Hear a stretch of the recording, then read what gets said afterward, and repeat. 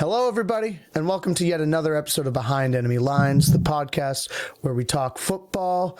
We're all fans who live in regions where the team we root for is not the team of the area. I'm the miserable Arizona Cardinals fan living in New England, DT, joined, as always, by the miserable Jets fan, Yazzie, living in New England, the miserable, less miserable than all of us, Bucks fan named Cox from living in New England and is a Bucks fan, and we have Uncle Mario, as always, being our giant representative living in the Philly area.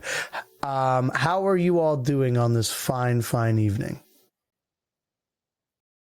Doing fantastic. How about yourself? Good, I hope. I mean, if the pre-show is any indication, this is going to be an absolute fucking mess. And I like that when I ask you guys how you're doing, you all go quiet when you guys were just absolute animals just before the cameras went on. I certainly did not. I don't like pressure. Quiet, but I will fucking say that Dave is Jason's sponsor in the background. I think they're doing plenty fine right now. Yeah. So you'll see looming.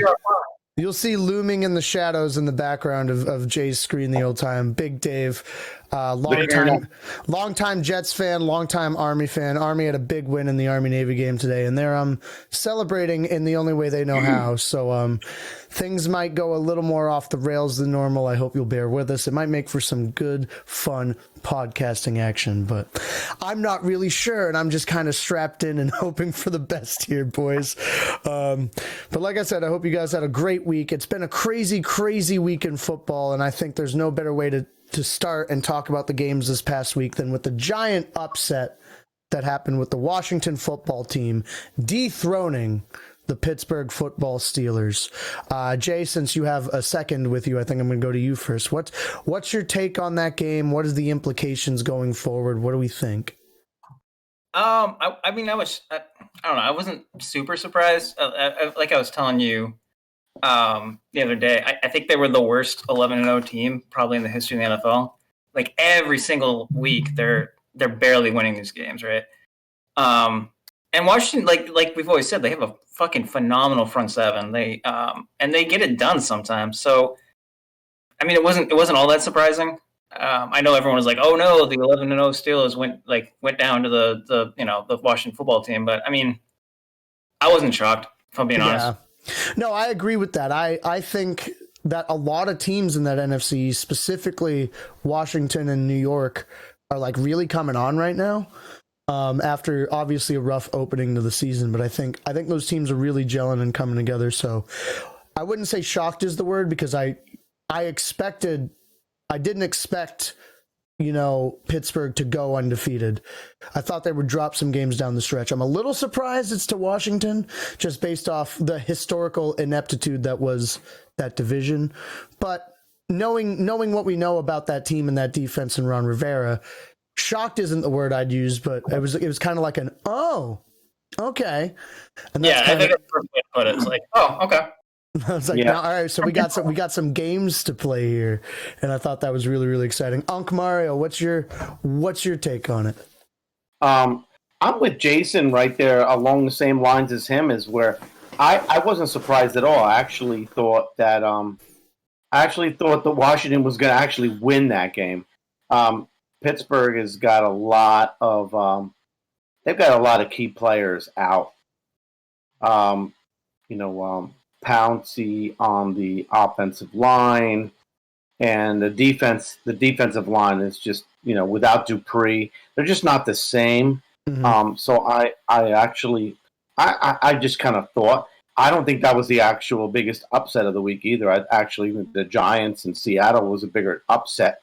Yeah. But truthfully, Washington is playing good. They have a lot of good players. When you're bad for that many years in a row, and you have a defensive line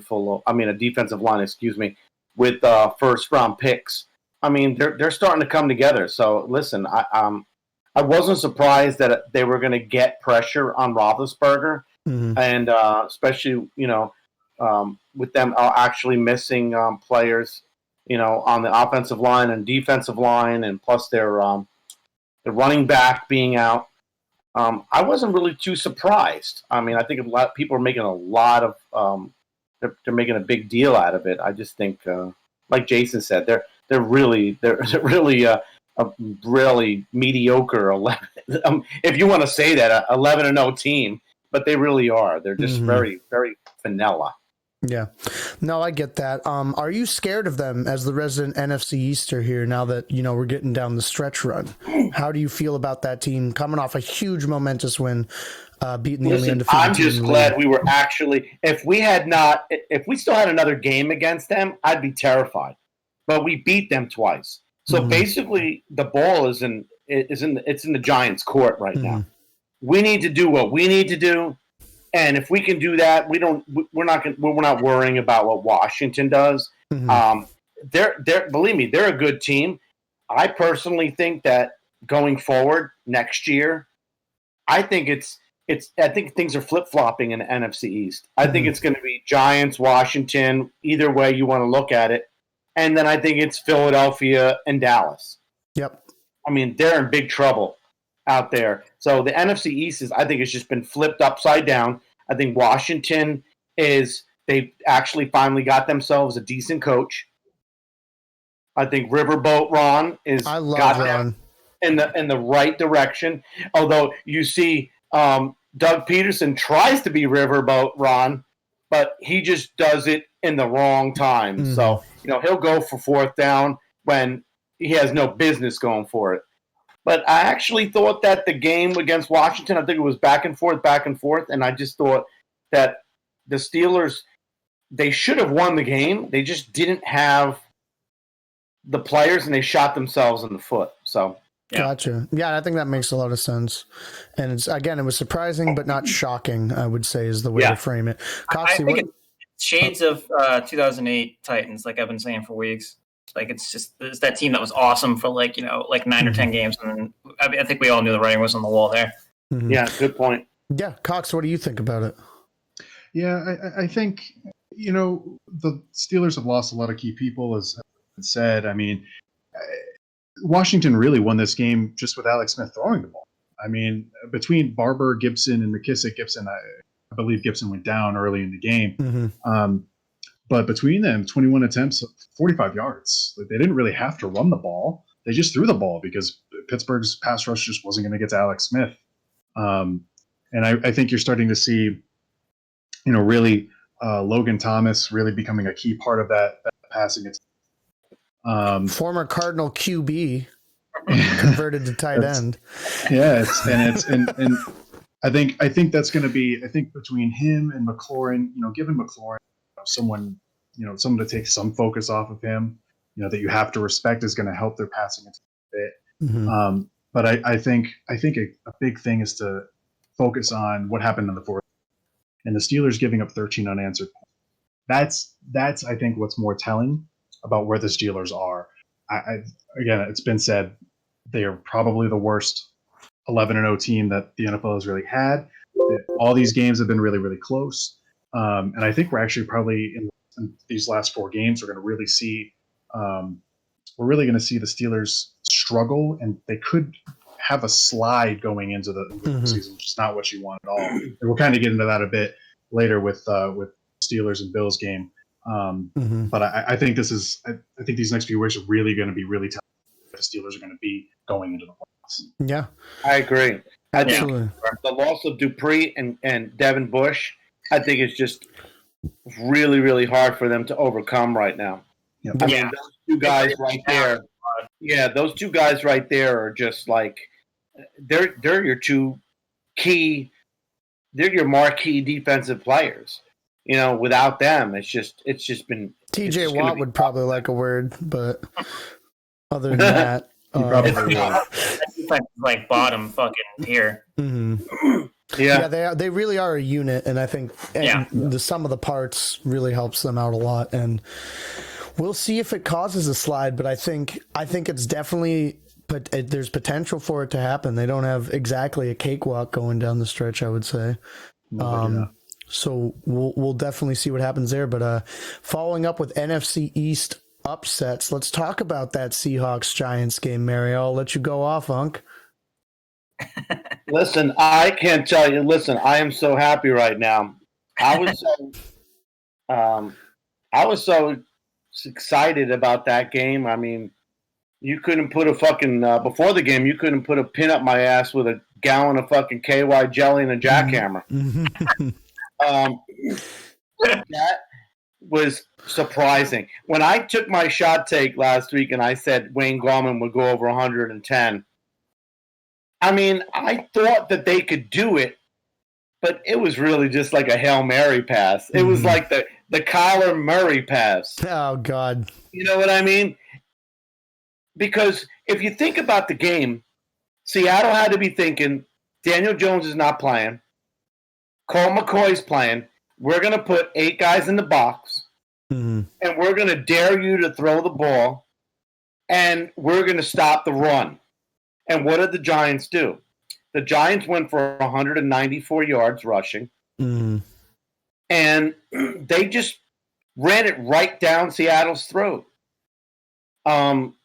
It was just one of those games where it's a rare game for me because as a Giants fan, you never sit back and say, wow, we're going to dominate anybody. But they really did. They dominated. The defense had 5 sacks, a pick.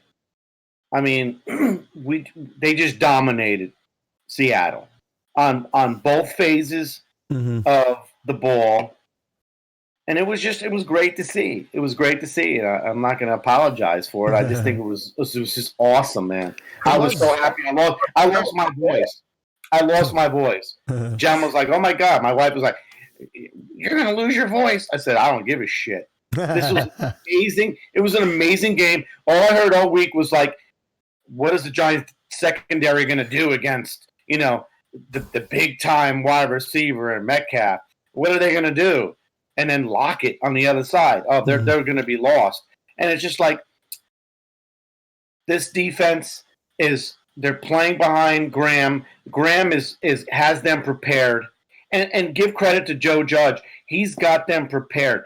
If you want to look at any of the disciples from the Bill Belichick tree, I'm sorry, but I know it's early, but Joe Judge has been the best example, and Flores right behind him. Flores, I was going to say Flores as too. Teams, I mean, as coaches that have their team ready to play every week. As a Giants fan, for the first time in years, I know that, hey, we might not win this week, but I'll tell you what, we're going to be ready to play. This team is going to be ready on all phases of the game. And you really couldn't say that last year with Shermer. You couldn't say that the year before with McAdoo. I'm just excited. And listen, I'm not expecting anything this year, but that Seahawks win. That's a signature win. It was a statement game to say, hey, guess what? The Giants are playing Giants defense, and we're back.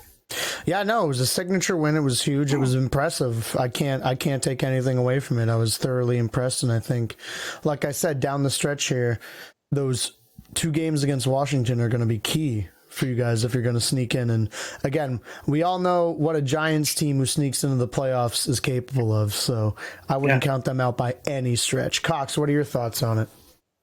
Yeah, I mean, you look at the box score and you see that Seattle actually gained more yards than the Giants, and you're wondering how they only scored. I mean, they had almost 400 yards of offense, and you're wondering how that they only scored 12 points. Well, it's because the Giants really it's one of those bend not break kind of mentalities. Yeah.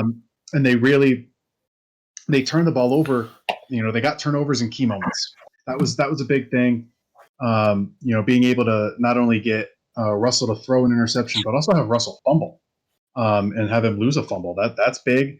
But yeah, it's the surprise for me is still they were able to run the ball over 190 yards on Seattle. I mean, for a while we've been sitting here saying, for most of the year we've been sitting here saying that Seattle's pass defense has really been their Achilles heel, but this wasn't the case. That's not the Giants basically against that. Just said, well, probably expecting us to try and have to throw, or they were probably expecting to have to try to throw. didn't have to at all. They just went right in and freaking just ran the ball right down their throat, like Mario said, and it paid huge dividends for them. And I think now the NFC East ends up being one of the more compelling divisions going down the stretch because we have Washington and the Giants really kind of getting things figured out at the right time. I mean, you look at the two schedules going forward. The Giants have the Cardinals, Browns, Ravens, and Cowboys, and then you look at the Washington football team. They've got 49ers, Seahawks, Panthers, and Eagles. You can sit there and say that each of those teams, they've got 2 or 3 really tough games in there. And then they each, have a game against the Cowboys. So those tough teams in any imagination. So I think it's really going to come down. I still think it's going to kind of come down to who I trust. Do I trust Alex Smith more? Or do I trust Daniel Jones more? Ron Rivera and Joe Judge are both amazing coaches. So I think it's going to come down to who do I think has the stuff to get them across the line in terms of weapons. I still really think Washington's gonna be able to do it. But again, the fact that the Giants have that tiebreak is really, really huge. Really, really huge. Mm-hmm. Yeah. And Washington has the easier schedule too. Yeah, so they have to win multiple games. It's gonna be tough. They have to be up on them by at least a game to leave no doubt, which is again going to be really compelling down the stretch, like you mentioned, Jay. I mean, to lead it up to Jason, because I know you haven't said what you wanted to say about this game, Jason, but just to throw it to you, just to give you something to think about too. How do you feel about the emergence of Leonard Williams? I mean, the Jets fans were really down on him, and he has really good point, Mario. That is a really good point. Giants. Logan Ryan has come out and said that we could not be the defense we are without the big cat. How do you feel? No, I have nothing but love for Big Cat. I mean, I have fucking several pictures at MetLife wearing a Big Cat jersey. All the talent in the world. He just at the time he just wasn't producing what you would want for a 6th overall pick. So I'm not mad about the trade at all. I think it was about even, honestly. I think defensive line, it's like when we traded Jamal Adams, it's not a premium position. He's got like what, eight sacks this year, and that's great. He's doing amazing, and I'm happy that he's thriving because from all accounts, he's a great dude. But I still like the draft compensation that we got for him. And like I said, I hope nothing but good things for him because he seems like a good guy, and I'm happy he's thriving over there. That being said, I'm kind of pissed that he's doing better over there than he does. As far as the game, though, I was fucking shocked you guys actually beat the Seahawks. I did not see that coming in any way, shape, or form. I thought the Seahawks were going to go in there and just fucking go to work.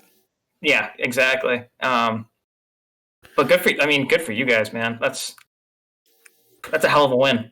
Yeah, we had you and I both had that being a multiple score game in the picks. Oh, I thought it was gonna be a blowout. I didn't think it was. I had Seahawks winning that game. That was one of my picks. Was Seahawks winning? I didn't even see it coming. Yeah. And also, thank you for helping our draft position for our first round pick that we traded for Jamal Adams. Oh, yeah, of course. Always a good guy. The last game I want to cover before we get into other news is obviously the tale of two teams right now. Dominant win on Sunday for the New England Football Patriots, but laid a bit of an egg there on Thursday night against the Rams. They sure did. Cox is in shambles. That's why I'm going to lead with him because he's the last one I've led with. I haven't led with him, I don't think, yet. So, Cox, what do you think? I mean, I'm not shocked. I'm not shambles by any stretch of the imagination. I just look at the NFL is very much a matchup dependent league, and when I look at the Patriots and I look who they play against, I ask myself the question: is their opponent? Where can D.D. Westbrook fit into this? Well, if you want, I can get into some free agent acquisitions. No, that's not quarterback. And we'll talk about one thing. We'll talk about a free agent that. He's not a free agent, but we can talk about something. But you look at the opponent and you ask yourself, are they a one-dimensional team? You look at the Baltimore Ravens. It's a one-dimensional offense. You're not really relying, on Lamar Jackson to throw the ball. It's a very run-heavy offense. With the Chargers, it's a very pass-oriented offense. Justin Herbert is their guy, and he 100% should be going forward. But you look at that offense, and it's very reliant on his arm. So and New England still has a really good secondary. Seeing Stephon Gilmore kind of, come back into form a little bit. But the Rams can do multiple. We saw the Rams. I guarantee you, the Rams looked at the New England Patriots defense, and their secondary was pretty much intact. However, the key thing in the offseason, the opt-outs that the Patriots had at linebacker, and you can run the ball on them. You can, and they just basically took Cam Akers, who this was a great game to kind of really study Cam Akers a little bit, and you really kind of see that Le'Veon Bell almost kind of rushing style where he'll get the ball, get to the line of scrimmage, and then he'll just wait that half a second, wait for the hole to develop, and then boom, go right into it. And you saw him wait for those holes to develop and go. They didn't really have to rely on Jared Goff to throw, which is great because if you put the game on Jared Goff's back, probably not going to work out well. And I think Sean McVay knows that. The Rams game was not surprising. Did I think the Patriots would completely decimate the Chargers 45-0? No. But is it surprising? Not really, considering the Patriots defense and their emphasis on special teams. They're still a really good special teams unit. And the Chargers are really, really bad at special teams. Mm-hmm. So yeah, they are kind of two different teams, but it really depends on the opponent that they're going against. If the opponent can do more than one thing offensively, then the Patriots just aren't going to be able to really keep up, themselves offensively, because Cam can't throw. Cam just can't throw the ball at all. Yeah. And every team knows that they're going to be able to run, or that's how they're going to try and beat you, is with running the ball. And the Rams, one of the best rush defenses in the league, just said no. Straight up just said no. So yeah. That's it. I have a point and then a question for everybody to follow up with. The Patriots beat bad teams. That's what they do. Mm-hmm. Chargers are a bad team. Yep. Rams are a good team. Those are the results. That's how this is going. That's how it's going to go. Bill Belichick beats bad teams. And like I said before, I will say it again here on the waves. The Cardinals are a bad team because we lost to the Patriots. That makes us a bad team by my own definition. I can't say this about the Patriots and not admit to my own team. And it's that has everything to do with how sloppy we are. So are the Ravens a bad team? Yes. Okay. Yes, the Ravens. That's fair. By your definition. Yes. They're a bad team. I think the Ravens are they're a flawed team. Yes. That's how I would put it as well. Yeah, they're very flawed. Well, that's because you guys are generous. I'm not. They're bad. The question I have is for everybody to do as we continue these points. I'll start with Cox because I'm asking the question after his follow-up, but everybody can fold this into their takes on it. Is Cam Newton the worst starting QB in the NFL right now? I'm going to go to Cox first, and then you guys can fold it into your... He's the worst throwing quarterback. Yes. He's not the worst. It's hard because God, there are some. Mike Glennon's starting for the Jags. Jesus. He might already have more touchdown passes than that's Cam. Fair. Yeah. You know what? Yeah, he is. He truly. Considering the sample size we have of, he cannot throw the ball at all. He just can't do it. You cannot rely. Look at that screen pass he threw for the pick six. And if you cannot, the whole town saw it. Actually, you know what? A better example of it is looking at. I think it was either in the first quarter or the second, the first half. The goal line stand that the Rams had earlier, where 3rd and 2, at the goal, and they run this really poor quarterback option. I don't even know what the hell that. Cam himself, while he was running the play, look, I don't know what to do. Like you saw like a deer in the headlights look from, what do I do? He can't make proper decisions. He can't, they can't scheme him to throw the ball. Mm-hmm. Every other team in that situation would probably, we ran the ball twice. Well, let's fake it and do like a little pass off. No, you can't do that with him. He's so bad at throwing the ball. Yes, I will say he is the worst starting quarterback right now. Yes. I am so happy to hear you say that. Just any negative thing about the Patriots is great coming out of your mouth. Unk, follow up on that. Tell us about the game. Tell us about that question I asked. Oof. It's really funny because I watched the game. I thought there was carrying off of what Cox said about him not being able to throw the ball. I thought it was just there was one where Cam actually threw a decent pass. It was a out route where he actually threw the ball perfectly on time. But other than that, I think there was another pass that he actually threw that looked like a resemblance of an NFL quarterback. No, I mean, it was 9 of 16, 119 yards and an interception. It's not going to get done in the NFL. No. I could probably throw that if you just put me It's under pretty center. bad. Listen, I don't know what's going on with him. I mean, I just know when he was with the Panthers, he was. I mean, with Carolina, he was very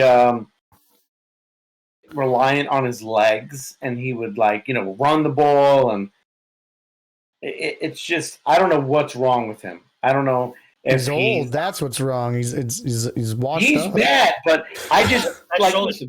It's been cooked. My point is, there's always a reason why. I mean, he was a decent He was a decent quarterback. He's a literal NFL MVP. Like, we can't Like I disparage said, that. he was been to a Super Bowl. quarterback. So Shoulder is cooked. That's what it is. yeah, but what's the problem? What's the problem? It's If his you look at shoulder. it, he's had the injuries. I don't think he's the mobile quarterback that he was. And now he's relying on his arm, and he's second-guessing his arm. As he should. It's trash. It's trash. He's not reading defenses. So listen, if you're going to ask me, is he the worst starting quarterback in the NFL? I would say, yeah. I would rather have Colt McCoy. I'd rather have Colt McCoy start. That's a wild thing to say. Listen, but I agree. Listen, that would be one of my shot takes. The New England Patriots take Colt McCoy as a backup quarterback next year. Jay, They're going to need a lot of help. Real quick, this is why I said the Patriots are a better team next year. No matter who they get, they could go out and get D.D. Westbrook, Colt McCoy to throw. They will probably be a better football team offensively with Colt McCoy at the helm than Cam. He's just really bad. I saw there's like a trend going around in New England, and it's the buzzword. The way they phrase it is "sit 'em for Stidham." Do you guys have any? Do you think there's any merit to that? I think Stidham should be started from day one. What I think it comes down to we're never going to know what Stidham is, but Bill Belichick and the New England Patriots know what Jared Stidham is. That's why he hasn't been starting. That's a really good point. Yeah. That's exactly why we're never right. Significant snaps, yeah. Right. I think I agree with you to a certain extent, but I think Cam Newton has changed their hand. I think we're going to find out what Stidham is. I think there's 4 games left. 4 games left, right? Yeah. Mm-hmm. I think Cam Newton has pretty much made their hand for them. We're going to find out what Stidham is in the last 4 games because you can't continue to roll Cam Newton out there. I think Stidham gives you a better chance of winning. I really do. Listen, the week before, what did he have? Under 100 yards? something like that. Yeah. Now he's got, 119 yards passing? Yeah. I mean, that's pathetic. Yeah, no, I think as soon as they're eliminated from the playoffs, they probably roll Stidham out and see like, all right, you got like play. 3 games to show us what's up. And then I think Stidham plays this week. He'll play if they don't. I think Cam will start, and I think if he struggles, I think Stidham will play. Okay. I will note that. Jay, what's your take on the game on all this nonsense that we're talking about with Patriots QB talk? I mean, the Pats are who they thought. We let them off the hook. They're not good. I mean, rest in peace, Denny Green. That's what the Cardinals did. You listen to any beat writer in the New England area in the preseason, and they said the same thing. Like, look, this team just isn't good. They're just not good. They're not good enough.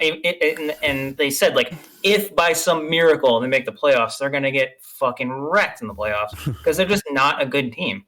I mean, the roster is just not good. That's just the way it is.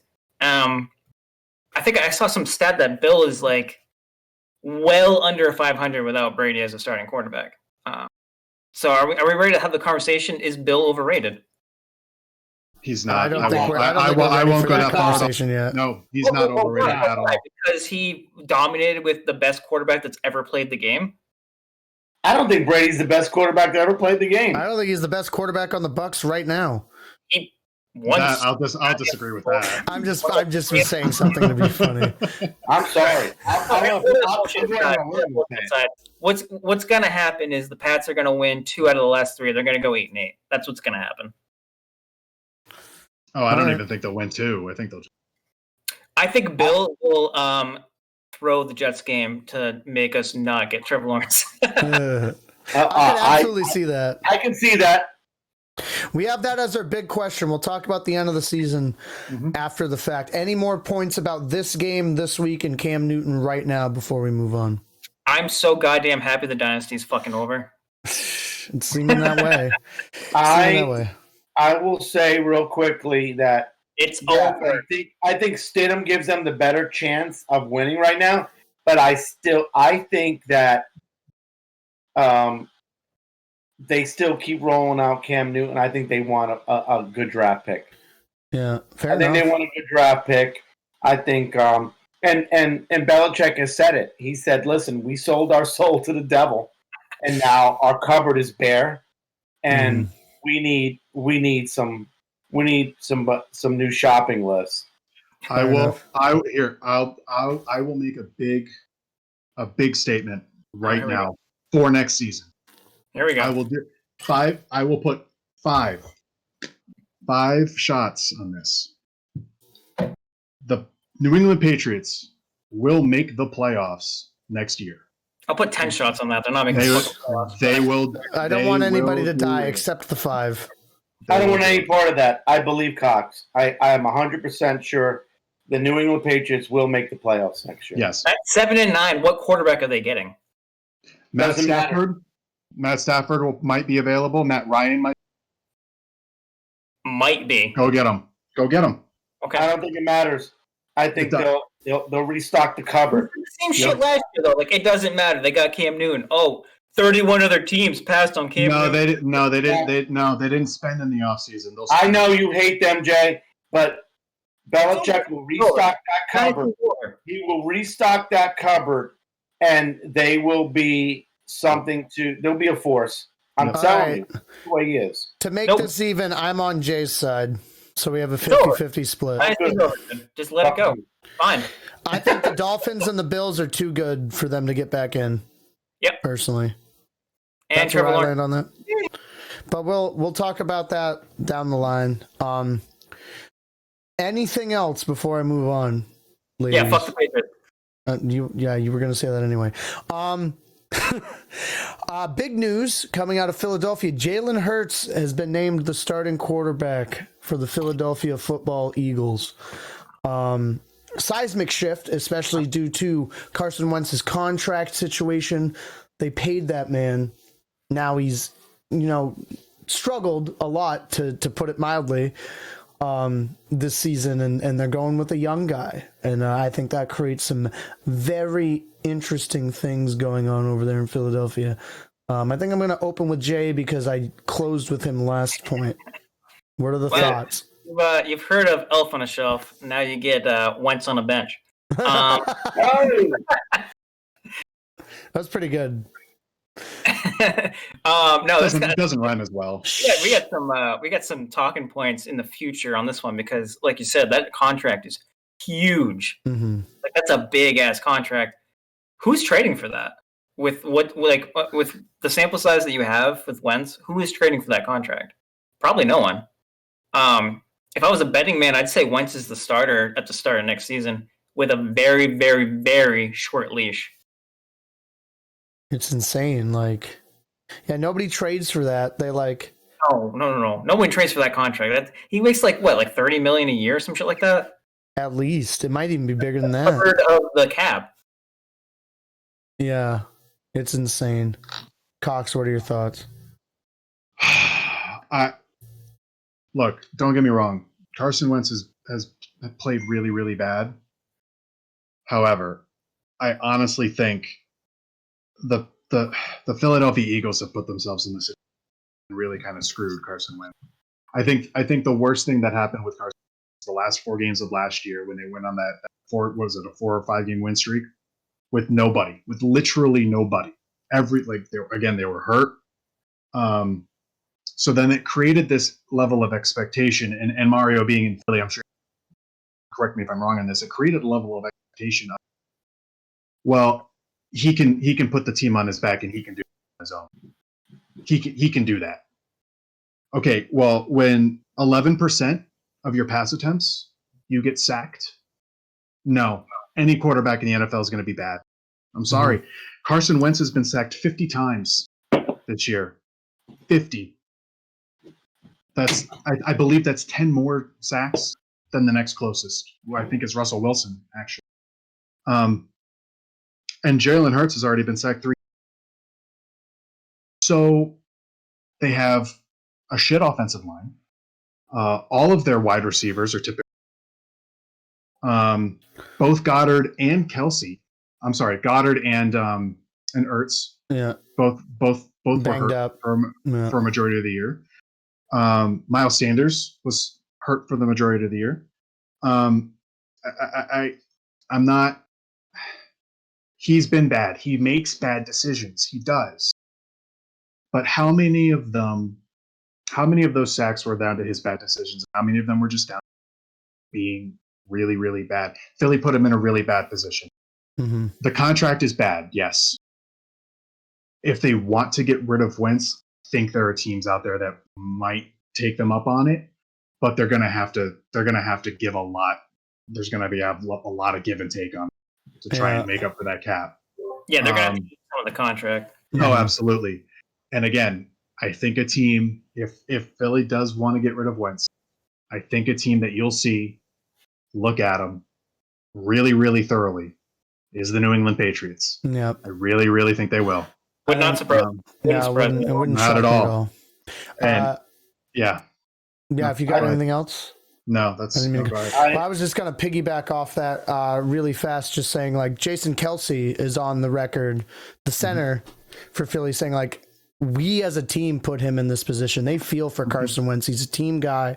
All the other guys love him. They don't like seeing him in this position. And he owned up to it as a team. They're like, we have not executed, and we've basically done this to this guy.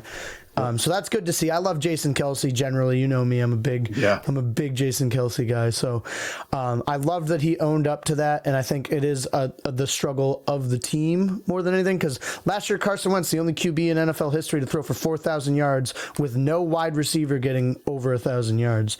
The man can make things work. He's the definition of making chicken salad out of chicken shit. But when it came to what's going on this year with everybody being banged up, hurt, whatever, and it being a weird year already with how weird the season is with the COVID protocols and XYZ, no preseason. They have a lot of young talent at wideout, but like when you can't get them up to speed, like all of these things are a function of each other. It's this crazy domino effect, the likes of which I haven't really seen in a long, long time. So I think I think I kind of agree with Jay. I think he should be the starter going into next season. I think what they're doing is they know the season's kind of lost. Let's see what we got with Hurts. If he blows up like Patrick Mahomes, it's kind of tough titties for Carson there. But if it's anything less than that, I think there's a legitimate discussion that needs to be had. And if they do want to deal Wentz, I think New England's a great contender. But I also love the idea of like Washington getting Carson Wentz in there. Listen, I think as a man on the scene here, because I'm like right here on the pulse of the Philadelphia. Philadelphia, they're crazy. The fans are just ridiculous. They want Peterson gone. They want Wentz out. But look at what he's had to deal with. Yeah. That offensive line, and listen, Cox, you were 100% right, but you just didn't come out and say it. You were like dancing. You were like dancing. Like you were like on Broadway, but you didn't want to do the fucking the pirouette and kick your foot up and say, hey, 'cause maybe you didn't have panties on and your skirt was going to show. Carson, you didn't want to say it. Carson Wentz, his offensive line is garbage. They're shit. Say it. Just fucking say it. They're garbage. Their offensive line is shit. Thank you. They're garbage. I like Jason Kelsey and Peters personally. Shit. That fucking offensive line, they couldn't fucking block. They couldn't block fucking Owen at a fucking sale for fucking Legos. Okay? Yeah. It's ridiculous. I love that analogy. And do I think Carson Wentz is a great quarterback? I really don't think he's great. I think he's a good quarterback. Mm-hmm. I've watched him play. I think he's a good quarterback. I've watched him so many times. It's just sad what's going on. I think they have talent. I think Sanders is a fucking beast of a fucking running back. But look at what they've had to do. All right, as far from somebody from the NFC East, look what the Giants have done. The Giants are relying on that running game because the offensive line has actually stepped up right now. But I'll be honest, is Gallman better than Sanders? No, he's not. I think Gallman is a great running back, but Sanders is like you have Barkley and then you have Sanders. Okay, they just don't have that. They don't have a run. They don't have that offensive line. They have nobody to rely on. They have good wide receivers, but Carson Wentz he's scared. I don't blame him. Right. He's scared. Yeah. And I thought it was a great point. I could totally see if they're going to give up on him, I can totally see like Washington or New England. I can totally see teams like that, going out there and trying to get him. But I think Philly would make a big mistake. I don't think Hurts is the answer. I really don't. Look when they brought him in early in the season when they actually had an offensive line. It's basically wasted downs. They bring him in, he does a RPO or he'll run to the left and get sacked or get put down for a loss of yards. He's not the answer. I think Jalen Hurts was probably one of the worst things they could. They needed to get something. For sure. Someone to help Carson Wentz be stable in that pocket and be able to pick apart a defense and throw it. And they basically said, screw you. Yeah. They should have picked a receiver with that pick. A receiver or even an O lineman to help him dissect. Yeah. Cox and I know better than anybody at North Dakota State when fucking Carson Wentz was carving up the University of New Hampshire Wildcats. That's right. Every playoff, that guy would fucking kill us. Yep. And we would watch this. And then when he started getting draft hype, we were like, God damn, at least now we know it was for something. At least now other people are going to see it. Absolutely kill us. I just think it just shows how some GMs rely too much on the big board and they have like a certain grade for a certain player. And I think they had Jalen Hurts as a higher grade as opposed to, say, like you said, another wide receiver. I just think they had him. And plus, you got to remember, Wentz has been dealing with injuries for the past 2 years. The Super Bowl year and the year before, he's been hurt. So they were like, let's try to get somebody who, just in case he's hurt, we have somebody to step in. So I think Hurts was on their draft board as somebody that they highly touted, as somebody they needed. Yeah, it's the fact that they took him at all is kind of a vote of no confidence for Carson Wentz, and that's. I mean, look at the Colts. I mean, Andrew Luck was let's call a spade a spade. He was objectively a better quarterback. But when they got him an offensive line, what happened? They won 12 games. Rapid fire when he had an actual offensive line. So, I mean, to your point, D, they did him a disservice. They should have drafted somebody to block or somebody to catch. Like, you need to surround your so-called franchise quarterback with something. He can't just make something out of nothing. That's just not how it works unless you're fucking Peyton Manning or Tom Brady or shit like that. Listen, don't get me started with that, Jason. Eli had five wasted years.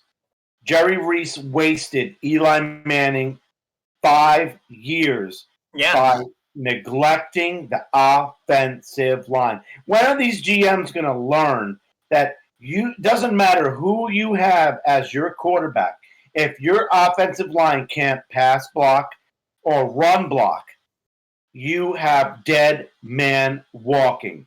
Get it? I think GMs are slowly realizing that you win through the offensive line.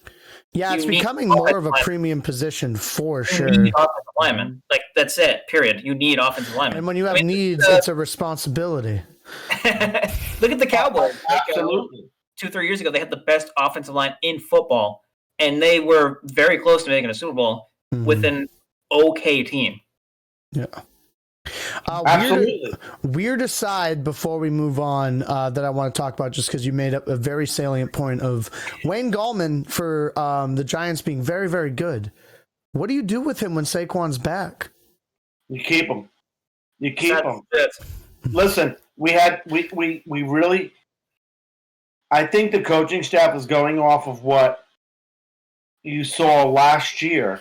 And Wayne Gallman will, to his own admission, would say, I really didn't show the people what I can do because he was a product of the coaching staff. McAdoo, they ignored him. Shermer, they ignored him. When Barkley went down this year, they got Devontae Freeman, and then we went and got I'm sorry, I'm drawing a blank right now from Washington. What's his name? The running back who's behind him right now. Alfred Morris? Yes, thank you. Alfred Morris. And those guys are accomplished and they're good running backs. But I just think coaching and the emergence of the offensive line have really showed. Listen, we've seen it a million times. Look at the Dallas Cowboys. Yep. Dallas Cowboys had the number one offensive line in the league. Not this year, but the past couple years. Yeah. And who have they had running behind that offensive line? They made pedestrian running backs look like holy shit. And these guys have gotten big contracts off of it. Well, to that point, look at Zeke without the offensive line now. Exactly. That's my point. That's my point. Yeah. It's and it goes back to what I just said about. I'm a big proponent of offensive line. Oh my God! And it's amazing to me. Exactly, Jason. It's amazing to me that these GMs totally ignore. To me, there's two things on a football team that you need. I'm sorry, 3 things. You need a quarterback, you need an offensive line, and you need a fucking killer linebacker. You need a killer middle linebacker who's going to call your defense. If you don't have those things, I'm sorry, you're not going to have a good team. And shout out to Blake Martinez. Yeah, coming from a Giants fan, we ignored all of those phases except for the quarterback. We had Eli Manning, but we ignored the offensive line and we ignored that defense. We ignored that linebacker position. Yeah, for sure. I was just checking on how you felt about that. I'm going to skip the next point because I actually don't care about game day protocols. And I think we should get into picks because we're about 50 minutes in. So let's keep rocking and rolling here. I'm telling you, we got to start doing 2. Let's fucking roll. It seems like it has to be. Yeah. Ryan, I'm going to start with you because you told me you didn't have a ton to say about Bucks Vikes. So we're going to start with you. Yeah. Okay. I mean, again, we've said it. We've said it a lot of times that it's very rare that Tom Brady is going to lose 2 games in a row. I mean, he did it, or I mean, in this case, 3. I mean, Casey, or no, what was it? It was Casey and the Rams that they lost back to back. Let's see. Minnesota gives up the seventh most passing yards in the NFL. I think Brady in the complementary weapons that they have at and can get that done. I still think you got to establish Rojo early. And then I think the real interesting thing, number one rush defense years versus Dalvin Cook. I don't think Dalvin's going to cook at all. I have 2 shot takes. I could go Dalvin has under 90 yards rushing. And I think that's the one I'm going to go with. I think Dalvin Cook will have under 90 yards of rushing. They're going to have to throw, and they're going to have to throw because they're going to be down against the Tampa Bay Buccaneers. Vikes can't rush the passer, and that's the best way to beat Tom Brady. That we've seen that this year again. If you can get in his face, especially up the middle, if he can't step into a pocket and throw, then he's not going to beat you. Vikes can't pass rush up the middle at all. They're not going to be able to get to Brady at all. Brady's going to be able to step up and throw all day and just pick him up. And I don't see how the Vikings win this game. I just don't. It means too much to Tampa Bay.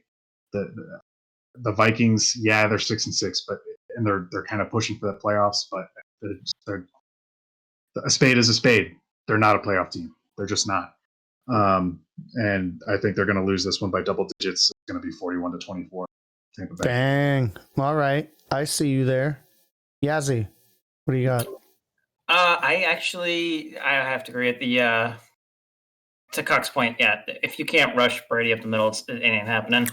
I think I got the Bucks here. I think it'll be a closer game. Like it'll be 27-21. Oh, they're only going to score 27? Yeah, that's it. That's all they're going to score. Unc, what do you got? It's me.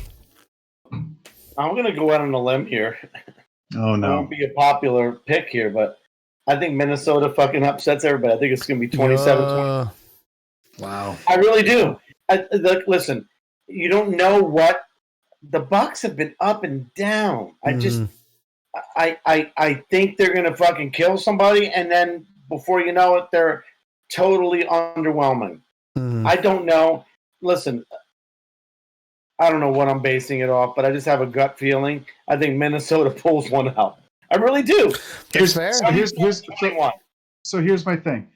I think if you look at the Bucks, I think a lot has been kind of blown out of proportion. Look at their losses. Other than Chicago, that's one loss. Everybody gets one. Spider-Man says.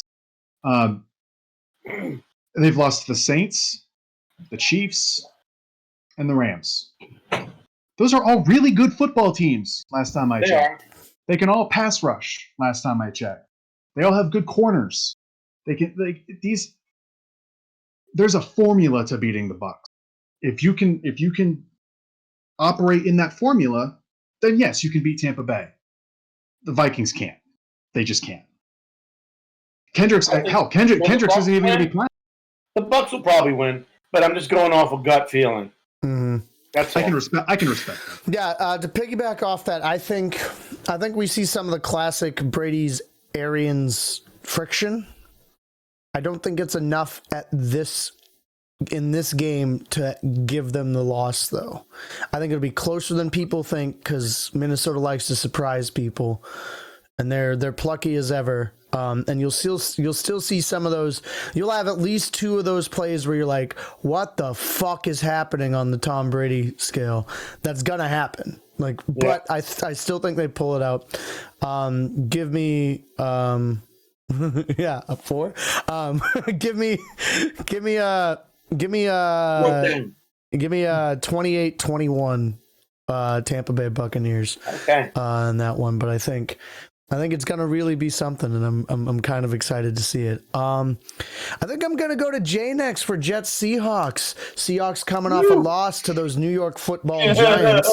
I finally used it the way it was supposed to be used. This is why we have the special guest, the Jets yeah. fan. He's strapped in. 67, baby. What do you think the score will be, man? I think it's going to be like 35-7 And why do you think that? because the Jets just suck. I'm looking in a mirror 40 years from now. I mean, Sam Darnold, he sees ghosts. You know, that's just the way Sure it does. is. Their defense is terrible, and they're playing on the West Coast. I think that's going to influence them too, flying all the way out to Seattle and everything like that. And I think they're just going to dive. I have a question. How many times do you think they run cover 0 this game? Every Doesn't matter. play. Is it 0? Doesn't matter. Does it It matter? is the best question of the night. I mean, does it matter? I have 2 letters and 1 word. KY jelly. Mm. And I think Jamal Adams he's got this one circled on the calendar. Or does. He can't wait. Legitimately And you know murder what? Sam Darnold That's on a the good field. thing for Jets fans. You're It's a good goddamn right it is. Enjoy. We're gonna lose this game. I hope. Enjoy. If we somehow win this Everybody game, knows I we're will going be to lose mad. the game. If they win the game, it's totally fucking Jets. It's totally The most Jets. Jets thing of all time would be us blowing the sweepstakes here. Oh we my need God. Trevor Lawrence. It's just We need ridiculous. Trevor Lawrence. We need Trevor Lawrence. I'll say it again. We need Trevor Lawrence. So we all have the Jets winning this game. Let's move on. We all the Is Jets. that, like, no, so I'm on the Seahawks train. I don't know, 31-17. Yeah, I didn't even write it down. I literally. I didn't write it down either. I'm gonna say 31-10. Gotcha. 35-10. Gotcha. That's my pick. 35-7. They're lucky if they get a touchdown. We got Probably you, Dave. special teams or something. I'll go.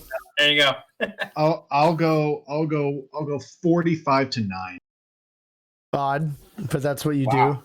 I Couple totally get field it. goals there. Why not? Yeah, Wow. why Yeah. not? Why No, not? Three is more than a couple. Hey, field goals are fun, right? Field goals are fun. They're a blast. I will go next here. I will go next here and let Mario main event. Because my esteemed Arizona football Cardinals are playing the Giants, I let Mario take the main event. So in lieu of that, I'm taking Kansas City Chiefs versus Miami Dolphins. I think it's a hell of a matchup, especially down here in the stretch run. High-powered offense, very talented defense. Brian Flores is getting that team together. Brian Flores versus Andy Reid is very compelling to me from a coaching standpoint, and I think it's going to be a lot of fun. But I've been saying for weeks that the KC Chiefs drop one down the stretch, and I've also said on air on the podcast that I think they dropped the one in Miami. So I have to stick to my guns here, and I'm picking Miami to win this game. Whoa! I Big said they. dog. Hot take flying right now. Yeah, they drop Big one down deal. the stretch. I said KC drops one down the stretch run here. This is the one I've pinpointed that they drop. I think that defense is too good. I think they catch Patrick Mahomes off guard here. It's in Miami. Miami's good for a couple sneaky wins against teams you don't expect in that stadium, like 2 or 3 a year. When they're firing on cylinders, and they're really playing well this year.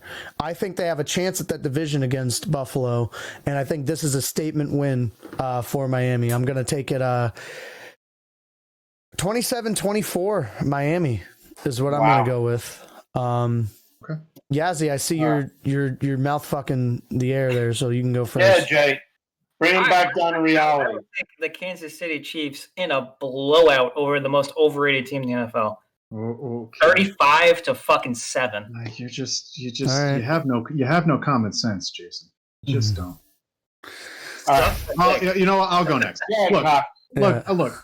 If Miles Gaskin were playing DT, then yes, I would 100% agree with you. They have a shot to upset KC. Their defense is really, really good. I think with Miles Gaskin going on the COVID-19 reserve list, that ends it. They're not gonna be able to run the ball. They're not gonna be able to chew clock, and they're not gonna be able to keep Mahomes off the field. And Miami's defense is good, yes. And in the first half, you're gonna see them really, really come out, and they're really, really gonna play. But after how many 3-and-outs or like guys from Miami, is that defense gonna just get worn out? And in the second half, sometimes, and we've seen this kind of with Kansas City at times, where in the first half they'll start a little slow if they don't necessarily take a team for real, but in the second half they'll come out and they'll put a team, and I think that's what's going to happen here. I think with Miami not being able to run the ball, that it's going to be a committee of practice squad players. I think you're going to see a big second half of Kansas City. And I think it'll be close at halftime, like a 17-14 affair at half. And then you'll just see KC come out and game 30. Gotcha. Jay, what was your shot take, by the way, from last week? Do you have to drink right now? Hey, Mario, Oh, shit, I do have to do a shot take. Mario, you got to give your server a tip. You do. Where's the tip? Where's the beer boy tip? So you have to do your shot take. I have to do You mine. don't even know what he's got. So many fucking things coming under that Christmas tree. He better fucking keep bringing that shit to me right now. Mario, Unk, what is your take on KC Miami? A Diet Coke. And I totally Shot glass. it should be over there. understand where you're coming from, DT. But I just think if we're talking next year, I think Miami. I think will be like right there. I think they're I'm doing the good this time. I think they're a team trending on the upside, but I don't think it's going to happen this week. I just think KC is going to be too much. They're a young D. I think Mahomes is going to he's going to be able to figure them out. I just think it's going to be Kansas City. He's just too damn good. Kansas City wins this one probably and like I said, I don't think it's going to be a high scoring affair. It's probably going to be like 24-17, something like that. Fair enough. I think the marquee matchups there is Xavier Howard versus Tyreek. I'm very excited for that. I think that'll be really, really sexy. I think they'll try. I'm not a fan of Tyreek Hill. Nobody is. He's a scumbag. I think they're going to try and double him. I hope nothing but ill will on that man. They should. Cox, he succeeded his shot take, so that's why we didn't talk about it then. Jay's doing his. Not only do I have a shot take that I lost, Mario, where's your shot bet? I win my shot take. Well, no, we're doing his later. He's the next stop. So I'm going to do mine for Derrick Henry not getting 175 yards. That's 2 shots, and my prop bet with Ryan for an additional shot because Dalvin Cook outrushed King Henry. So I will be doing these shots, but I want to pass it over to Mario for the main event of this Giants Cards business going on. So as I take these shots, Mario, strap in and let us know what you think. All right, here we go. I'm strapping in. I'm all locked in. I will be honest with you. Kyler Murray always scares me. He scares anybody. I think he is, and not to mention just Kyler Murray, Hopkins. But I will say, Hopkins is not 100%. Kyler Murray's not 100%. The shoulder's an issue. It's been an issue.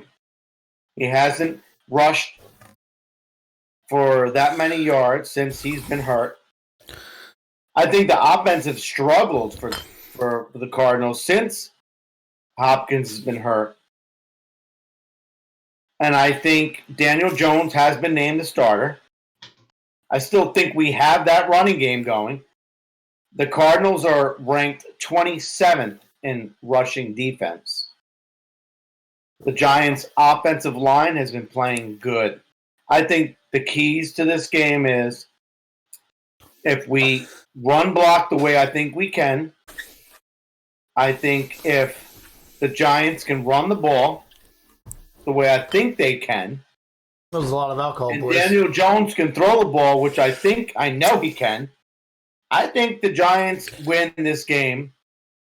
Do I think it's going to be a blowout? Of course not. Do I think it's going to be a close game? Yeah. I think the Giants, and listen, I hate picking the Giants. I hate it. Because, of course, I'll be here. I'll be texting you guys during the game. You know I will be. And I'll Me admit especially. it. If there's you're in, DT. And listen, do I think the Giants actually, it's crazy to me the Cardinals are actually favored in MetLife. They're favored. By 2.5. I think they should be by 2.5. favored. No. I think the Giants should be favored by 2. But going on all that, I think the Giants are going to be prepared. I think as far as coaching goes, I think we have the edge. I think Joe Judge and his coaching staff is better than Kingsbury. I think our running game against that 27th ranked defense against the run is better. And do I think our defense could keep Kyler Murray in check as far as him scrambling? We showed it last week against the Seattle Seahawks.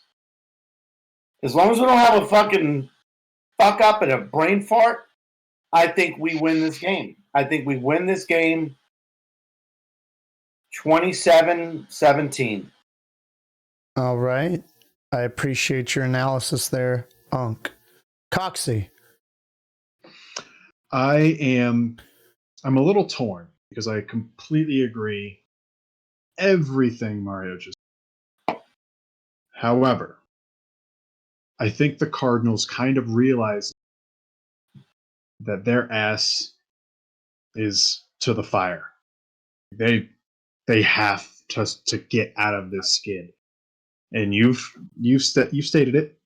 You think the Cardinals are a bad football. I'm struggling with this. You know what? Funny enough, I think one of the best things that happened to the Cardinals is the fact that Zane Gonzalez is going to be out for this game. Fuck that guy. I want his head on a pike. It's a tough I game, really do. But I really think Budda Baker's really going to have a big game in the secondary. Really, really, really do. So do I. Spoiler alert. Yeah, he's one of the best. He's one of the best safeties in the league. And I think him and Peterson are just gonna, they're gonna kind of try and take this game over. I wanted to take the Giants, but I think I'm going to take the Cardinals. I do. I think I'm going to take the Cardinals. I think I'm going to take them 23-20. I do. Love it. Let's go. Yes. Yeah. Love it. I'm not gonna lie. The Giants beating the Seahawks last week was surprising, to say the least. Holy fuck. I don't think they're a bad team. I at the beginning of the season, I was like, yo, that team fucking blows. They're not that bad. They're good. However, that being said, the Cardinals are just a better team. I mean, Kyler Murray, fucking Hopkins. I mean, it's Dunyan rings, man. It's going to be 27-10 Cardinals. Oh, God, no. And Go Card. I love it. Thank you. Now Appreciate I will go. This is Murray right now. Yeah, he's I appreciate taking notes. I wore this for a reason, and that's Go because this is the X factor for that game. You must have forgot about Budda Baker because he's been a little quiet lately. Still leading all DBs. The better quarterback. The better quarterback is, it's Kyler. That's the better quarterback. Can I talk about my team now? Is that okay? So you say. I think the X factor is Buda Baker. I think Daniel Jones, Colt McCoy, Mike Jones, Steve Jones, whoever the fuck's back there, they got to look out for this guy. He's coming. Yeah. He's not made that signature play since he got chased down by DK. And this team, like we talked about in the pre-show, save for the Hail Murray, is on a 5-game skid. I label this as a must fucking win for this team. If you're going to show me anything. I picked the Cards last week, but I told you all that I did not believe in that pick. I picked that game because I thought we needed it, and we still did need it. We need to now win the game against the Rams in a couple weeks' time for us to really be a playoff contender. But before we get there, this is a game we have to have. We need this game more than the Giants need this game because they have the advantage on Washington.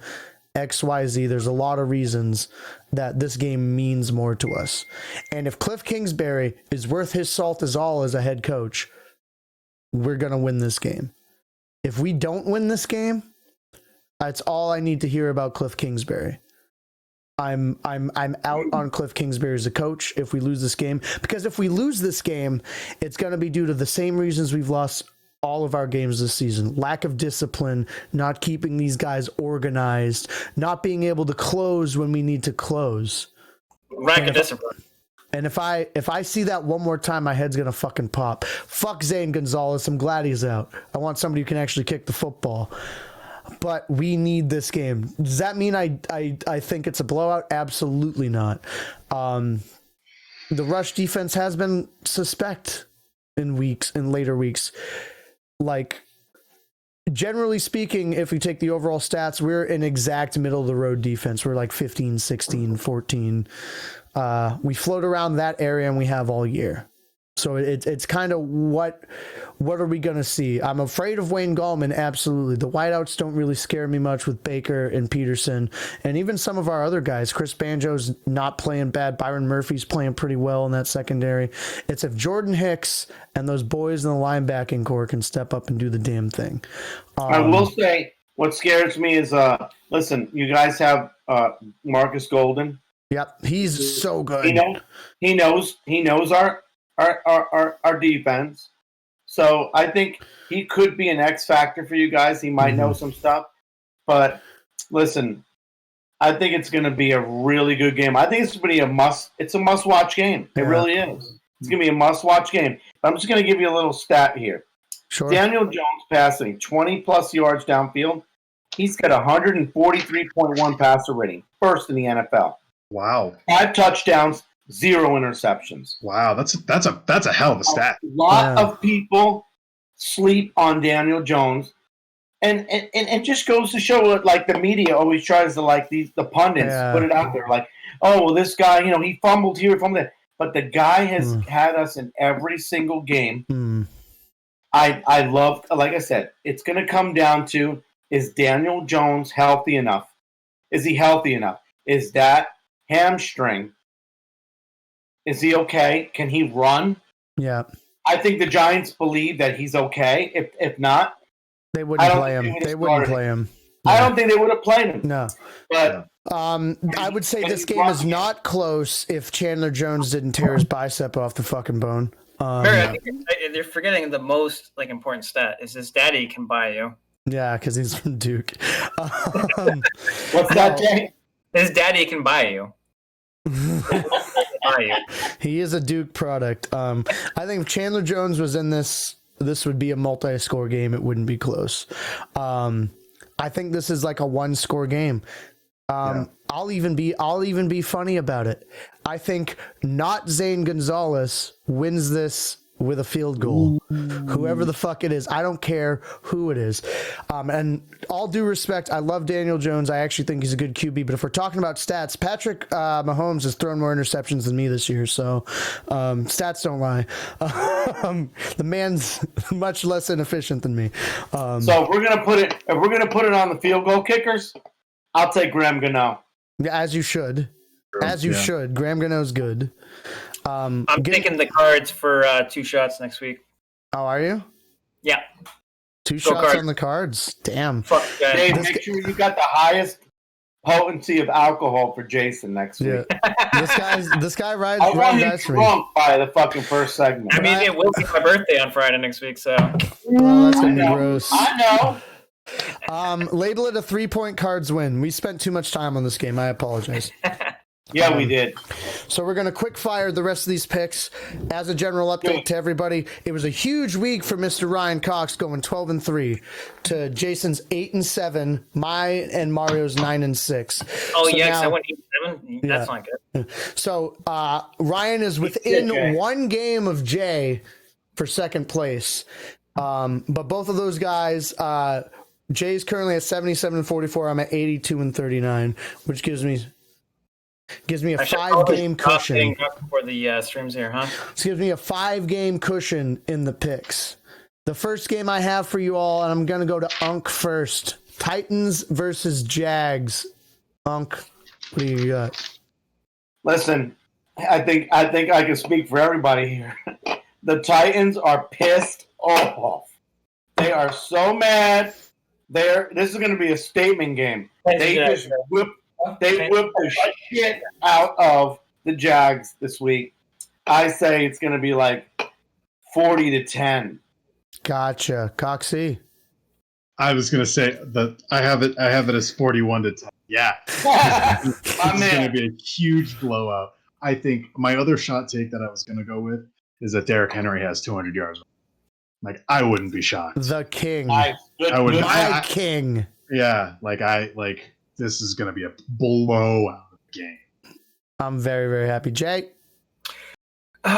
Go Jags. But no, Titans.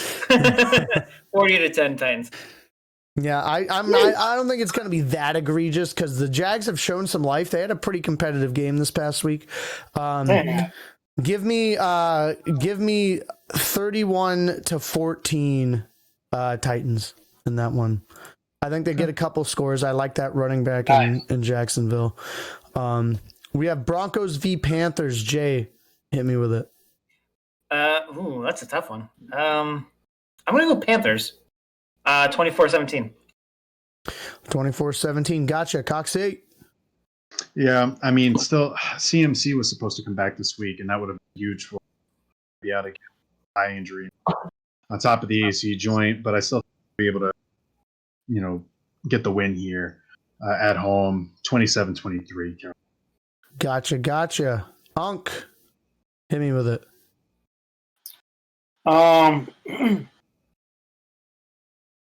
Shit. That's not a team.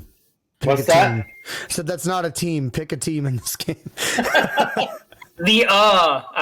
think Well, if you picked the shit, then I assumed you were talking about the Jets game. I want to be totally honest. Okay. Jason sent me a text and I was looking at it, so I totally didn't hear what you said. Oh God, you fucking scumbag! The game is the Broncos v Panthers. Oh Jesus Christ! Panthers are gonna win this game. All right, lovely. I wasted enough people's time. Right, Panthers. Yeah, I also got the Panthers here. I'll take Matt Rule over Vic Fangio every day of the week. Make it 27-17. We'll go with. Sure, why not? We have Texans versus Bears. Unk, I'm going to go to you first, so I know you're paying attention. I'm paying attention. Listen, the Texans are going to totally beat the fucking shit out. Although the Bears have been better as of late, I think the Bears have been better with Mitch Trubisky, but I think the Texans are just way better than them. Gotcha. I'm going to say 21-14. Gotcha, Coxie. Yeah, Houston can throw and the Bears can't defend it. So Houston's going to look for Kiki Cutie to have surprisingly big game. What? What? I think it's going to be 33-24.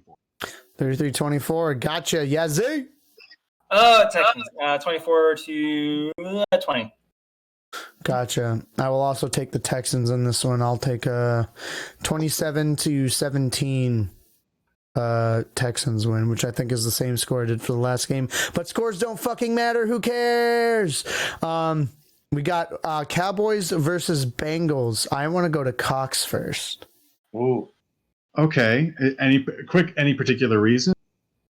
No, not in particular. Oh, I'm trying not to. I'm trying not to do the same circles Gotcha. around. It's like call. it's like a circle. Yeah. So It's not a square. It's a it is a circle. So I think we're going to see Cincinnati win at home. I think they're going to stop Andy Dalton. So I think they're going to win this 24-20. Gotcha. Mario. I think the Bungles are going to win. The Bungles.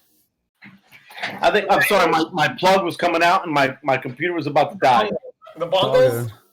I think the Bungles are going to actually pull this one out. The Cowboys they're a fucking train wreck. They're just a train wreck. Give me the Bungles. Close one. 21-17. Gotcha. Yeah, Z. Give me Dallas 21-14. Gotcha. I'm also going to take Dallas here. I'm going to make it a 27-24 in the favor of Dallas. I think Gregory the Leggery is the one that gets it done here for Dallas. I think it's two not great teams, but I will take Andy Dalton as a sure hand over whatever the fuck's going on in Cincy.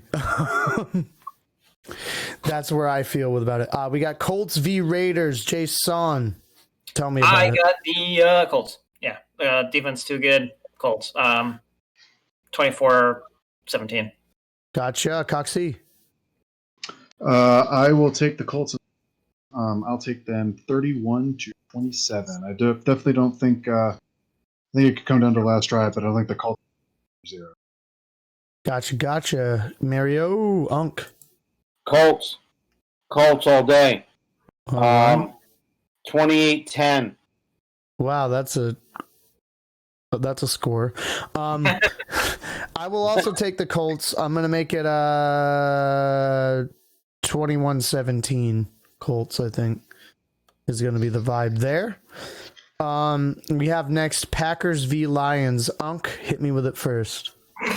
I think the Packers got this. But I think it's going to be a close affair. I think it's going to be 31-28. Gotcha. Coxie. Yeah, I'll take the Packers here. They're just too good on offense. I'll take them 37-24. Gotcha. Yezi. Yeah, no, Packers. I'm going to go 35-21. Okay, cool. I'm going to go, I think, the Lions are doing a lot of good stuff, so I'm going to take the Packers here. Because, how do you not?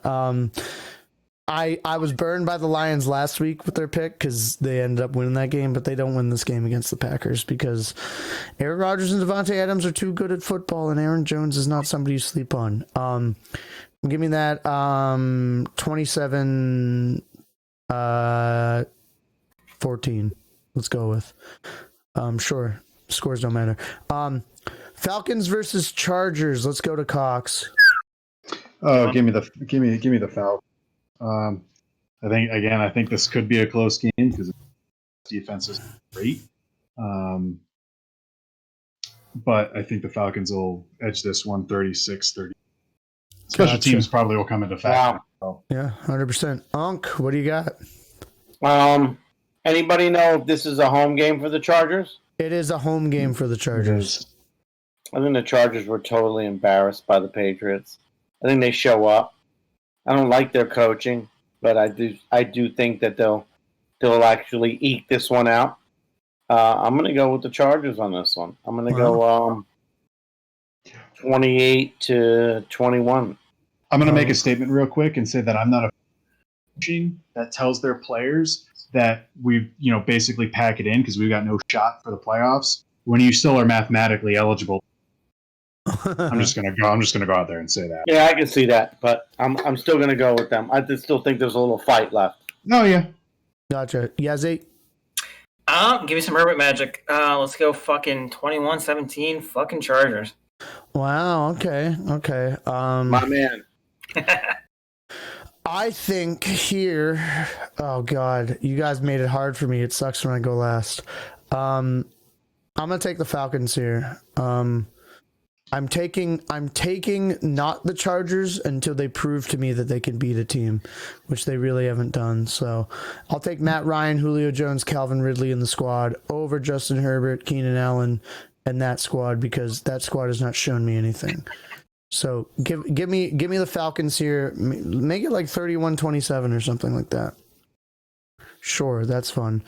That's a fun score. We have the Washington football team versus the San Francisco football 49ers. Jay.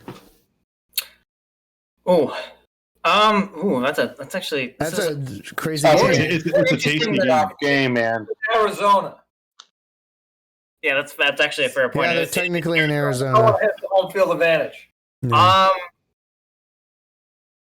Give me the R words here, man. The R words. Okay, you got a score for us? 24-17. Gotcha. Wow, Jay. Onk. I was thinking Washington 24-21. That's why I was like, wow, when Jason said 24-17. I was like right there with him. Yeah, I don't believe in the 49ers at all. I think they're not good. They suck, dude. Coxey. I'm also going to take Washington. 24-20 is what I have written. Wow, we're right there, dude.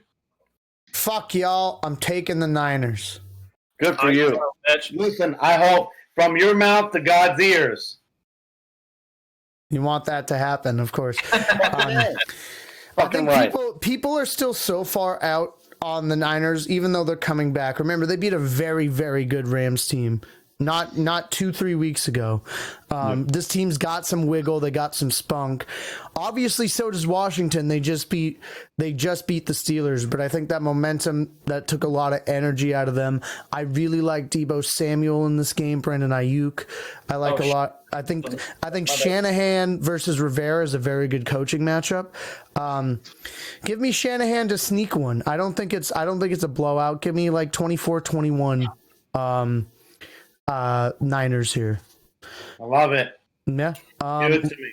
We have Saints v Eagles. Let's go to Cox first. Crazy matchup.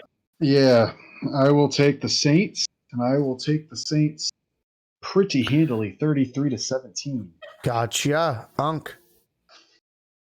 I'm gonna send this one over to fucking Bill Cosby. Oh God. I would like to say that I think the Saints are going to put the Cosby cocktail on the Eagles, and they're going to get the filth flooring and the filth and the flooring. Oh my God. That was a lot to take in. What's the line? Is that basically 21-10. 21-10. Is that your version of a lock? 'Cause that was a lot. Jay, follow that up, I suppose. Oh man, the Eagles are so fuck that. No, Saints fucking like 42-7. Jesus.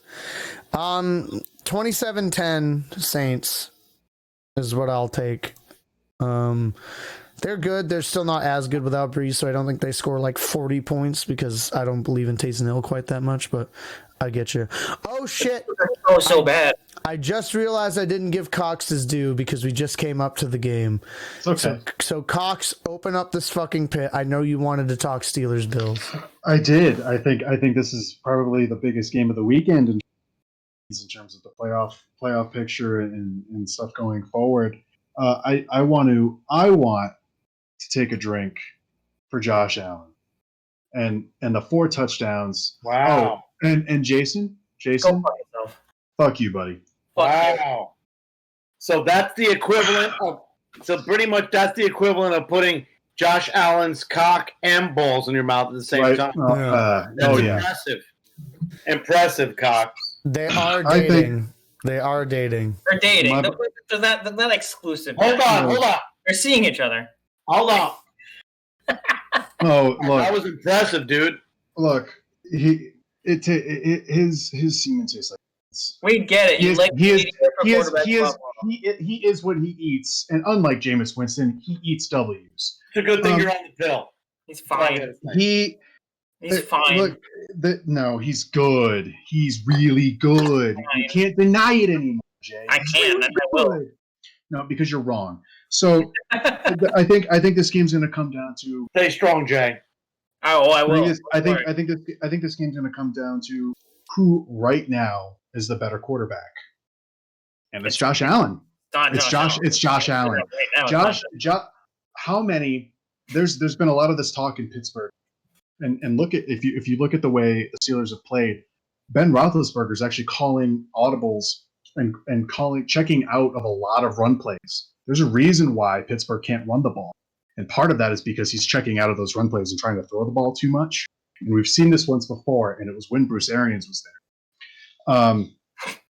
He's going to try and do too much. He's going to get caught in it, and that Buffalo defense is coming back. It's getting better. They're terrible.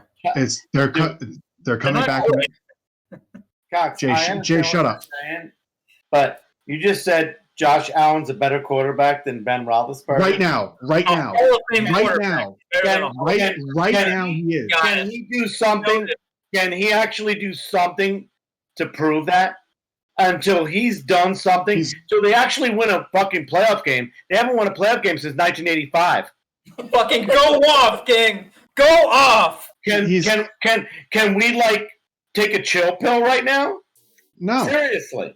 Because no. If he wins, listen, I'll give you the fucking props till the end of the world. But if they come in and beat a Pittsburgh team that's really not that good right now, but until they do it, take it easy on the fucking. They're gonna, and Josh Allen is gonna probably have 4 total touchdowns. All right, well, let's see. He'll do it. They're gonna win this 38. No, they're the second best team in the AFC. The Buffalo Bills are the second best team in the AFC. No, they won't. That's no, they won't. They'll have to play 34-28. Buffalo wins this game. All right. They are the second best team in the AFC. They are really, really good, and they are hitting their peak at the right time. Is your shot take Allen gets 4 TDs? I thought I already did my shot. I was just curious. Come on. I'll take that one. I'll take it. I'll do that one. I thought it was Dalvin Cook didn't have. I'm going to send you some. I'll take that one. All right. Yaz, follow us up. Josh Allen is a top 5 quarterback. Are you out of your goddamn mind? No. You fucking Did I say he was top 5? I said he's better than Ben Roethlisberger. Literally just said that. I said he's better than Ben Roethlisberger right now. Ben Roethlisberger is a Hall of Fame quarterback. Okay, but I'm talking this year, not what he's done in 10 years in the league or 15 years or 20 years. Right now, this year, he's better than Ben Roethlisberger. He's fine. He has good coaching. He's fine. Sorry, your pick for the game, Jason. Steelers 27-21. Fuck the Bills. Gotcha. Unc? I respect Cox. I respect your take on the game. I just want everybody to take a fucking deep breath before we start. Put Josh Allen on Mount Rushmore of quarterbacks right now.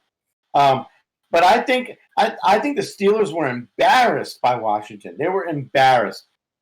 They have something to prove this week.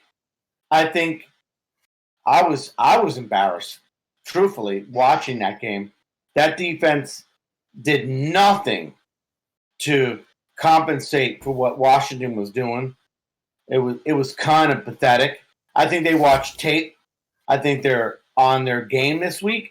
And I think the Steelers beat Buffalo this week by a close one, 28-21 Steelers. Yeah. I think that's fair. I like that score. I'm going to take that score. And I'm going to take that team. If the Steelers didn't just drop that game to Washington, I would have picked the Bills here. But coming off a loss, Mike Tomlin is going to have these guys ready to fucking go. And to me, that's what it comes down to. Yep. It comes down to that. It comes down to the fact that I still love that Steelers defense. TJ Watt still probably DPOY.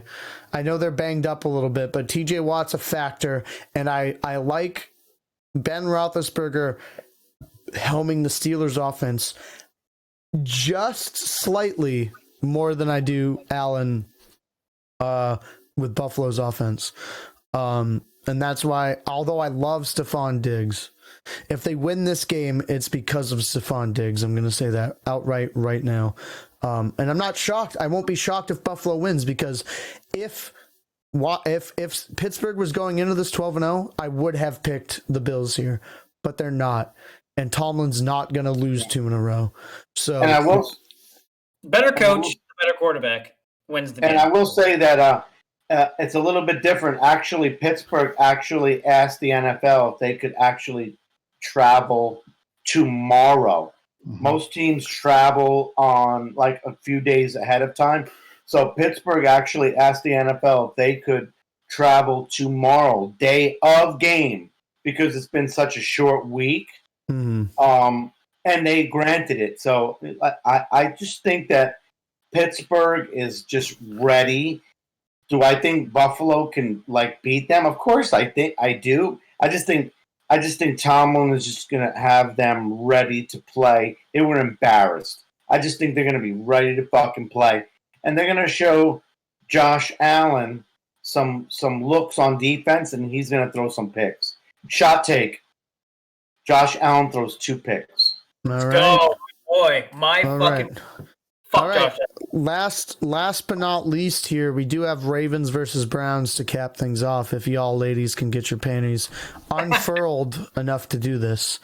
Let's go to Jay first. Ravens who? Ravens Browns. Well, the Ravens are tough one. Very underwhelming. Give me Browns here, actually. Give me Browns 28 to let's go 28-24. Gotcha. Unk. I think it's going to be a close one. I think the Ravens, they were pretty shitty. And the Browns are actually coming off a really, really convincing win where they're going to be feeling really they're on top of the world right now, but I can totally see the Browns being the Browns and saying, "Oh, we just beat the Titans, and we're satisfied with that. We're on top of the world right now," and I can see them fucking it up. Do I think they'll lose? Man, it's going to be a tough one. I think the Browns should win, but I can see them totally having a fucking Browns shutdown. And give me the Ravens. I don't know why I'm saying this, but give me the Ravens 24-21. Gotcha. Coxie. Yeah, I just don't. I don't see the Ravens really doing much. I don't know. I think Cleveland can just do. I think it really depends. I mean, Baltimore beat them early in the year, but when you play teams, and right now Cleveland's just so high. Cleveland wins this one 30-20. Yeah. Give me that same score, that same team. Give me Cleveland here. That was a huge statement win against Tennessee. And I've been saying for weeks and weeks and weeks now that Baltimore is not for real. This is another symptom of that. They're not for real. I think Baltimore's just they're just not good. Their backfield situation is a complete fucking disaster. I will go on the record real quick before you move on. That I just think the Browns they rested their laurels on last week's game. I can totally see them saying, "Man, we put up a statement," and just letting their guard down. I could see it. I could see it. So they prove me otherwise. I just think that this could be a trap game, letdown. Yeah, I can see that for sure. Absolutely. It could be, but I'm still going to take the Browns here by the score that Cox did. Yeah. Everybody's shot takes. What were the shot takes? I didn't state mine, so I'll state mine later, but I want to see what y'all's are first. Mine was that Josh Allen will have 4 total. Gotcha. Honk. Josh Allen throws 2 picks. Ooh, contentious. Yes, Both could happen. Sam Darnold throws for over 300 yards. Over 300 against the Seahawks. In a fucking loss, obviously, but still. Yeah. All right. I see that. Could I interest you guys, because I don't fully have one formulated. If you don't like this one, let me know. Can I interest you guys in 3 total Kyler Murray touchdowns against the Giants? No. I like it. And I actually want to piggyback off that. I think the Giants running backs combined go over 200 yards. I also think the Giants' defense is coming together pretty well, so that might not be such a hot take there, dude. What do you mean? The Giants' D is coming together, so I don't think that's like a crazy hot take for the Cardinals to have 3, or Kyler to have 3 total touchdowns. What if the defense is coming together? Wouldn't that make it more difficult? Isn't that contradictory? I don't like it, but it's all good. I'm saying it's not a hot take. Like, if he actually gets 3 touchdowns, it's not such a hot take. But you just said... Yeah, no, you got it, DT. I understand what you're saying. Actually, it's a hot take because the Giants' defense is playing so well. That's why I was saying it. If the Cardinals throw for 3 touchdowns, it's a hot take. No, I'm not even going to say throw. I'm going to say 3 total. One of them's rushing to show that Kyler Murray's shoulder's fine. Like 6 weeks ago, that'd be a hot take because the Giants' D was not doing so hot. I'm whatever. Is that okay? Should I pick something different? I like it. No, I actually understand what you're saying.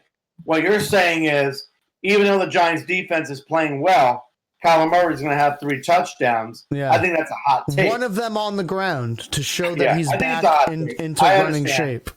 I don't think it's going to happen, but I think it's a hot take. Is that safe enough for me to put up? Because these guys shit on me. These guys shit on me for my takes. Fuck, dude.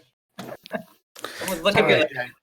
It is decided. We're doing that one. Have another truly. The big debate question, friends, is what will New England's record be at the end of the year? We talked about the absolute dumpster fire that is the Patriots earlier on, and we started to get into this topic, but I wanted to bring it back here since it is the big debate question. They're obviously struggling right now. They had a dominant win over the Chargers and then got rocked by the Rams. Where do you think they end up? I'm going to go with Cox because his other boyfriend that's not Josh Allen is Bill Belichick. So 7-9. They lose to the Dolphins, Bills, and then beat. That's it. 7-9. Simple as that. Simple as that. Don't make the playoffs. No. They only have a 4% chance right now. All right, just checking because you were firm jerking a week ago until completion. So I just wanted to make sure. Punk, what do you got? 6-10. They don't win another game. Wow. Okay. They don't win another game. 6-10. I feel that. Yeah, Z. I'm gonna go. What are they? They're 6-7 right now. Correct. Yeah. I'm gonna go 8-8. What are the games you think they win? Games they then beat the Jets as well. Yeah, I could absolutely. I'm going to go with 7-9. Yeah, because I do think they beat the Jets. I think they beat the Jets. I would be fucking pissed if they don't. What does that imply to them as a follow up, like draft wise? D.D. Westbrook and a quarterback to be named. Yeah, we know that. Again, any quarterback is better than Cam Newton, right? Yeah. That's so true. Let's go with that. If we think this is where they are and they're in that, like, what's that going to be, like 17, 15, 16 spot in the draft? In that area, yeah. What position do we think they draft A? And B, let's make a way too wild prediction on who the starting QB is week 1 for the New England Patriots. Because that's fun, and I want to do that. And we're going to start with Bill Belichick's boyfriend, Ryan Cox. They will draft a wide receiver in the first round, and then they will also their starting quarterback next year will be Matthew Stafford. Okay, you thinking free agency goes there? Yep. Interessante, Yazzie. If they take on that contract, then they can't sign any other free agent. So I'm going to go with no on that because Bill is not that kind of guy. Take on what contract? Stafford's. Stafford's They can still. They have so much cap space. so much cap space. That's like a third of the cap space. Okay, so 2/3 of it can go to other players. Whatever. Anyway, God, I'm you're an gonna go idiot. with, starting quarterback on that roster will be Stidham. All right, you think so? You think they go with Stidham? I just don't think they have enough money to throw around. Interessante. Ankh. I think they draft. If anybody here can pick, can guess who Belichick's going to draft, I would.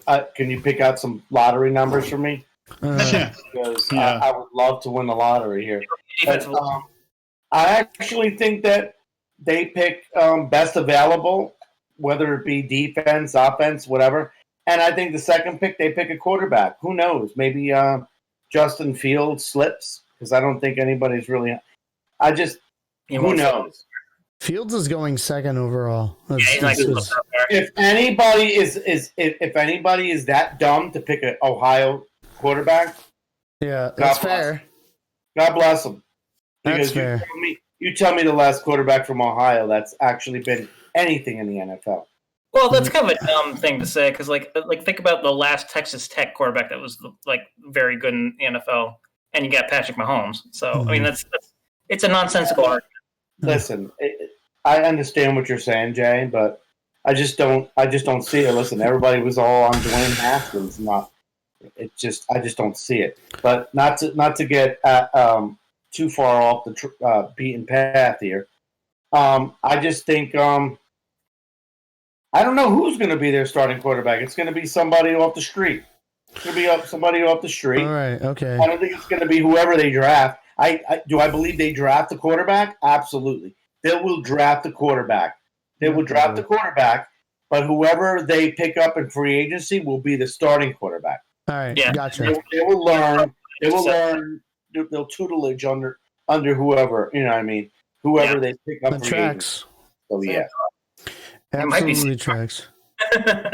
Absolutely tracks. I'm gonna go with, based off of the Tankathon stats, which I told you guys about Tankathon earlier. Tankathon says right now they're listed at 15. If they stay at 15, they get Devontae Smith, wide receiver from Alabama, in the first round. In the second round, they get Jason Owe, edge rusher from Penn State. Where this algorithm has them taking people in the first two rounds, which I could see. I could get that. That Alabama wideout's a dude, absolutely. And just for fun, in terms of QBs, Carson Wentz is taking the week 1 snaps. Yeah, that'd be I fun. like That'd be fun. And I will say, when has anybody ever been able to pick who Bill Belichick has picked in the draft? Never. Everybody's like, "Oh, he might pick this and that." He'll pick whoever he scouts. He'll pick. Nobody's Can I gonna change? know. Can I change mine for his draft? Sure. He's gonna trade. He'll trade his first. He probably will. He'll probably trade it. I can totally see it, dude. I don't know to who, but he'll end up 2/3 And that's and a Bill conditional Belichick. 7th. Conditional 7th. And that's Belichick. He'll Yeah. take those draft picks, whether he'll trade it and drop down, and he'll pick somebody who's going to be better than anybody who picked, say, 15. I don't know. About that. He's consistently been a shitty drafter. At least in the first not round. True. Not true. Like 3 rounds, he hasn't drafted like anybody since McCourty. Well, he I don't drafted understand. Chandler Jones and all these other people, but he traded And them then away. traded him away for nothing. Because he doesn't like paying people. So I that's don't why see that. my Wentz pick is a little trepidatious, because he's not going to want to take on Wentz's contract. But I'm feeling spicy.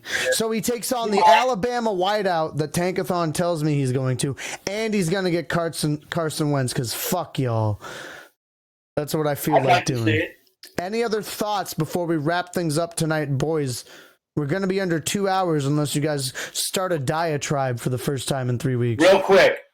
Of course, I got There a big it is. mouth. It's going to be real quick. So quick. Ray Perkins just passed away. Oh, yes. You did say you wanted to talk about this. Ray Perkins, great coach from Alabama, just passed away. He really changed the face of the path of the New York Giants. He really did. There was a guy who was on his staff by the name of Bill Parcells. I'm unfamiliar. When Perkins took on the team, he changed the culture. He changed the way we thought about things. And when he was done, he suggested Bill Parcells, and the rest is history. Rest in peace, Ray Perkins. He was a classy guy, classy coach. To Ray Perkins. Giants Salute. great. We love you here. May his family find peace and the Giants teams find wins in weeks that aren't this week, Mario. Fuck off. You! As always, any final thoughts, friends? That was a wonderful tribute, Mario. Yeah, that was good. That was a good way to end it. I think it's a great way to end it. Yeah. Lovely, lovely stuff, friends. As always, if y'all are playing football this weekend, I don't think there's any more buys left, so I think everybody's playing. Nope. But we truly, truly hope your team wins. Unless they're playing our team, then we hope they fucking lose horribly, especially the Giants. That's just me to Mario, but we hope you have a wonderful, wonderful weekend of football. Have a lovely, lovely Sunday with your family, friends, etc. Whatever you're doing to watch the football games, because deep down, the thing that brings us all together here is we love football, baby. Have a wonderful Sunday. We will see you all soon. Big Dave with the big salute. We hope you have a lovely time. Catch you all next week. Say bye, friends. Peace out, guys. Take care.